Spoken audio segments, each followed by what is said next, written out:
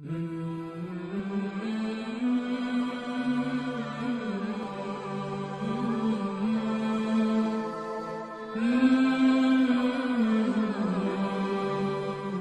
الحسن یمین الدین خسرو، آپ کی شخصیت میں بڑی رنگا رنگی ہے۔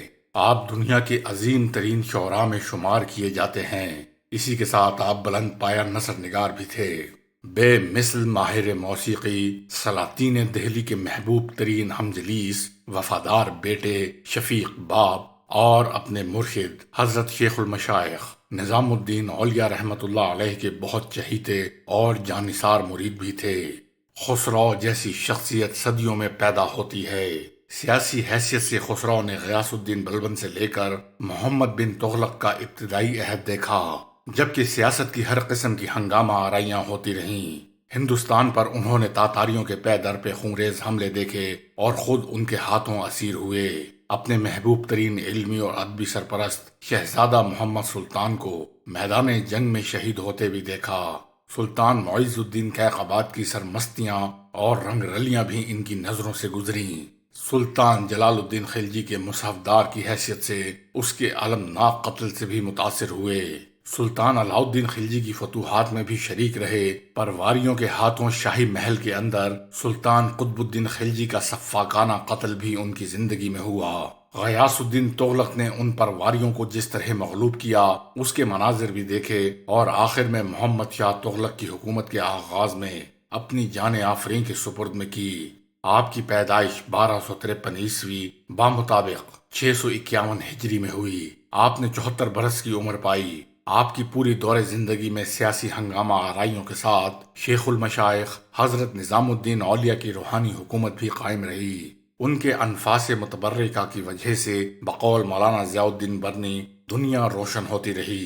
ایک عالم نے ان کی بیعت کا ہاتھ پکڑا، ان کی مدد سے گنہگاروں نے توبہ کی، ہزاروں بدکاروں اور بے نمازیوں نے بدکاری سے ہاتھ اٹھا لیا، لوگوں کے معاملات میں سچائی پیدا ہو گئی، احکام شریعت و طریقت کے رواج کی رونق بڑھی، خاص و عام، غریب و دولت مند، بادشاہ و فقیر، عالم و جاہل توبہ اور پاکی کی تعلیم پانے لگے۔ بڑے بڑے گناہ لوگوں کے نزدیک کفر کے مشابہ معلوم ہونے لگے۔ اسی ماحول میں امیر خسرو کی زندگی گزری۔ شیخ المشائخ حضرت نظام الدین اولیاء رحمۃ اللہ علیہ کا سن پیدائش 634 ہجری ہے۔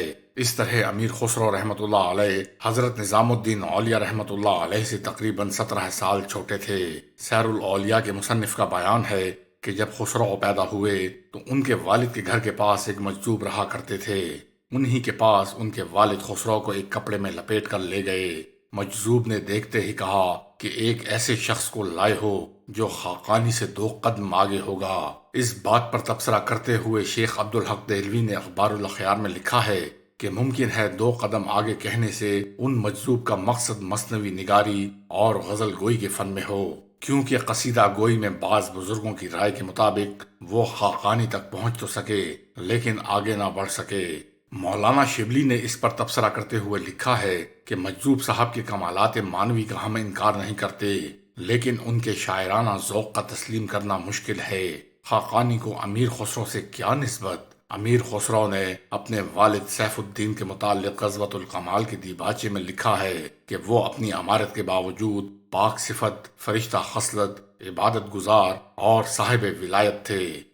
سیر العارفین میں لکھا ہے کہ حضرت خواجہ سے امیر خسرو جب اپنے برادران اور والد بزرگوار کے ساتھ حضرت نظام الدین اولیاء کے مرید ہوئے تھے، اس وقت ان کی عمر 8 برس تھی، لیکن یہ بات درست نہیں، کیونکہ امیر خسرو نے غزوۃ الکمال کے دیباچے میں لکھا ہے کہ وہ اپنے والد کی وفات کے وقت 7 سال کے تھے۔ اس کے بعد وہ اپنے نانا عماد الملک کے یہاں پرورش پانے لگے۔ ان کے بارے میں لکھتے ہیں کہ وہ ان کے نانا نہ تھے بلکہ دوست تھے۔ میرات الاسرار میں واضح بیان یہ ہے کہ صاحب سیر العارفین لکھتے ہیں کہ امیر خسرو جس زمانے میں 8 سال کے تھے، ان کے والد اپنے 3 لڑکوں عز الدین علی شاہ، حسام الدین احمد اور ابو الحسن کے ساتھ دہلی آئے۔ یہ سلطان المشائخ کا ابتدائی زمانہ تھا۔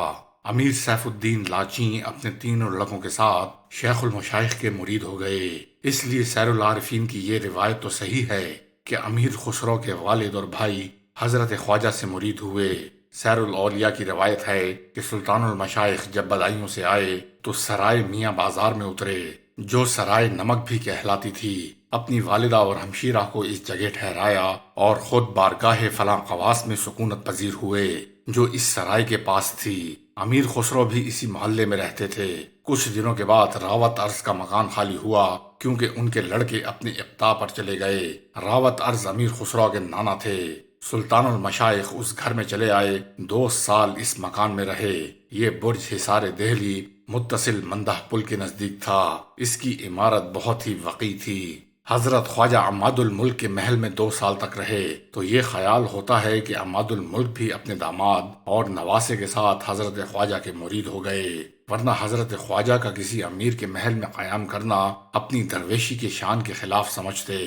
عماد الملک کی وفات 671 ہجری میں ہوئی، جبکہ حضرت خواجہ کی عمر اس وقت 37 برس کی تھی۔ امیر خسرو کا بیان ہے کہ عماد الملک کی وفات 113 سال کی عمر میں ہوئی۔ اس لحاظ سے دونوں میں عمر کا بڑا فرق تھا، مگر پیری مریدی میں تفاوت عمر کا چنداں خیال نہیں کیا جاتا۔ خسرو رحمت اللہ علیہ کے والد کا جب انتقال ہوا تو ان کی عمر 85 سال تھی۔ حضرت خواجہ سے ان کا مرید ہونا یقینی ہے۔ مرید ہوتے وقت انہوں نے تفاوت عمر کا خیال نہیں کیا۔ سیر الاولیاء کی روایت ہے کہ جب خسرو کے نانا کے لڑکے اپنے اقطاع سے دہلی واپس گئے تو حضرت خواجہ کو مکان خالی کرنے کو کہا اور ان کو اتنی مہلت بھی نہ دی کہ وہ اپنے لیے کوئی اور رہائش گاہ تلاش کر لیتے۔ حضرت خواجہ کے پاس کوئی سامان تو تھا نہیں، کچھ کتابیں تھیں، ان کو سر پر رکھ کر ایک مسجد میں مقیم ہوئے۔ اس کے بعد اپنے معتقدین کے اسرار پر کئی مکانات میں منتقل ہوتے رہے۔ سیر الاولیاء کے مصنف کا بیان ہے کہ جس رات کو حضرت خواجہ نے راوت ارز کا مکان چھوڑا، اسی رات کو اس مکان میں آگ لگ گئی اور اس کے تمام رفیع اور بے نظیر عمارتیں زمین پر گر کر پست ہو گئیں۔ یہ روایت بہت تکلیف دہ ضرور ہے۔ سیر الاولیاء کے مصنف کا بیان ہے کہ امیر خسرو اس وقت دہلی میں نہ تھے، پٹیالی میں تھے۔ وہ وہاں ہوتے تو یہ واقعہ پیش نہ آتا۔ مگر سوال یہ ہے کہ جب حضرت خواجہ یہ مکان چھوڑ رہے تھے تو ان کے معتقدین کہاں تھے جو ان کو اپنی کتابیں خود سر پر اٹھا کر لے جانا پڑیں؟ کہیں ایسا تو نہیں کہ اس زمانے کے عام تذکرہ نگاروں کا دستور تھا کہ وہ مشائخ کے سلسلے میں سلاطین، ان کے امراء اور درباریوں کا ذکر کرتے ہیں تو کوئی نہ کوئی بات ایسی لکھ دیتے ہیں جس سے فقر و درویشی کے مقابلے میں بادشاہت اور امارت فروتر دکھائی دیتی ہے۔